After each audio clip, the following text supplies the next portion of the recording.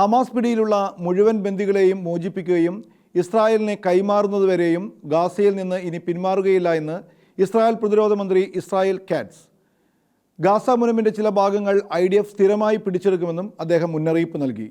ഗാസയിലെ കൂടുതൽ പ്രദേശങ്ങൾ പിടിച്ചെടുക്കുവാനും ജനങ്ങളെ ഒഴിപ്പിക്കുവാനും ഗാസയ്ക്ക് ചുറ്റുമുള്ള സുരക്ഷാ മേഖലകൾ വിപുലീകരിക്കാനും ഇസ്രായേൽ സേനയോട് നിർദ്ദേശം കൊടുത്തതായി ഇസ്രായേൽ പ്രതിരോധ മന്ത്രി ഇസ്രായേൽ കാറ്റ്സ് വ്യക്തമാക്കി. ബന്ദികളെ വിട്ടയച്ചില്ലെങ്കിൽ ഗാസയിലെ കൂടുതൽ പ്രദേശങ്ങൾ സൈന്യത്തിന്റെ സ്ഥിരമായ നിയന്ത്രണത്തിൽ കൊണ്ടുവരുന്നത് തുടരുമെന്നും അദ്ദേഹം പറഞ്ഞു. സൈന്യത്തിന് പൂർണ്ണ സ്വാതന്ത്ര്യവും അദ്ദേഹം നൽകിയിരിക്കുകയാണ്.